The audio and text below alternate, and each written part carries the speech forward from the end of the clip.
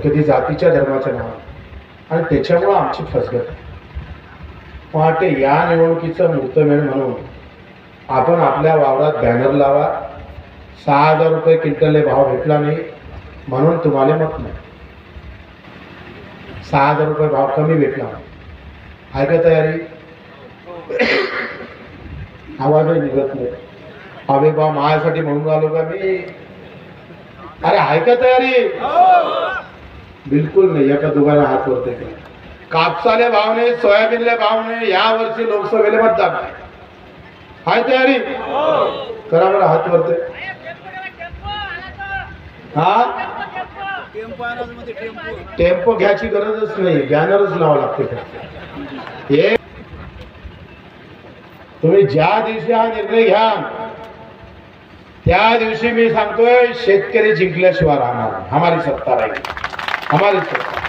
येत्या काळामध्ये आमच्या सहित या लोकसभेमध्ये रस्त्या विस्ताराचं आंदोलन करणं बंद करा. आता मतदानाच्या दिवशी आंदोलन करणं सुरू करा. आणि ज्या दिवशी मतदानाच्या दिवशी आंदोलन सुरू होऊन ना भाऊ, तर मजा आहे.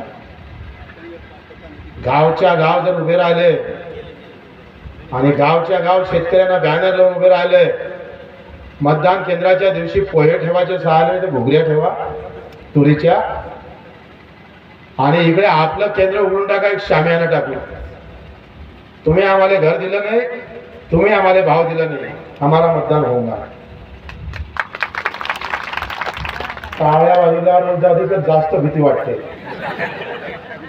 असं वाटते आता गेमच केला का येणं आपल्याला. मला असं वाटतं का हे जर आपण सुरुवात केली, याची सुरुवात जर आपण केली, तर मग मला वाटतं एक नवीन अध्याय सुरू होईल. तर आपण एक नवीन सुरुवात करूया. मी पूर्ण महाराष्ट्रभर फिरणार आहे. आचारसंहिता लागली का आम्ही एक जागृत करण्याचं काम करतो. आणि हे जर जागृती वाढली भाऊ, तर मला वाटतं एक नवीन चित्र, गावाचा आवाज तयार होईल शेतकऱ्याचा. आता शेतकऱ्याचा आवाज पक्ष, जात, धर्मामध्ये विभागला गेला. उसका आवाज ही बंद हो गया. आणि आवाज जर द्यायचा असेल तर मतदानाच्या दिवशी आवाज दे. जिस दिन चुनाव रहेगा उस दिन हमारा हंगामा रहेगा, हम हंगामा करेंगे. हे जर व्यवस्थित जर प्लॅनिंग झालं आणि ते जर सरकारला समजलं,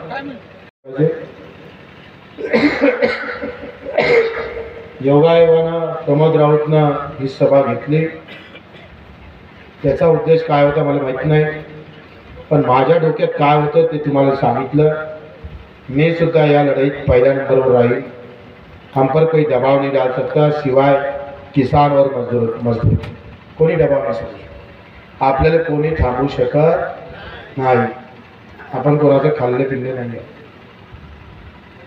तुम्ही जर मजबूतीने उभे राहिले आणि आतापासून जर तयारी केली, तर गजाननराव आम्ही सगळेजण एक प्लॅनिंग तयार केलं. आणि आचारसंहिता लागल्याबरोबर काय करायचं, अर्ज भरण्याच्या दिवशी काय करायचं, अर्ज मागं घेण्याच्या दिवशी काय करायचं, आणि मतदानाच्या दिवशी काय करायचं. एकदा ही निवडणूक मी सांगतो ना, पूज्य बाबासाहेब आंबेडकरांनी मतदानाचा अधिकार तुम्हाला जो दिला, त्याचा योग्य वापर जर केला तर हे ब्रह्मास्त्र हे 10 आंदोलनाला भारी पडतंय.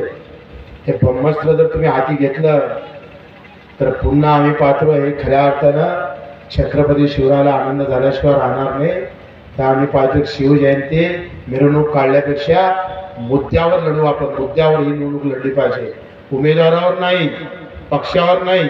मुद्दा काय, मुद्द्यावर बोल. तुम्ही एकदा जर बोलायला लागले मुद्दा काय ते सांग. तो कोणत्या जातीचा आहे, धर्माचा आहे, पंथाचा आहे, कोणत्या पार्टीचा आहे ते जाऊ देत तुला. मुद्दा महत्वाचा आहे. मुद्दा पटला आणि मुद्दा घेतला तरच मुद्दा भेटणार, नाहीतर तुमची पेटी खाली ठेवल्याशिवाय राहणार नाही. या निर्णय घेण्याची वेळ आता आमच्यावर आली आहे. तो निर्णय आपण सगळे मिळून घेऊया. नवीन कार्यक्रम आपण सरकार या महाराष्ट्रासमोर राबवू. आपल्या सर्वांचा आभार, धन्यवाद. जय हिंद, जय Maharashtra. Subscribe now and press the bell icon. Never miss an update.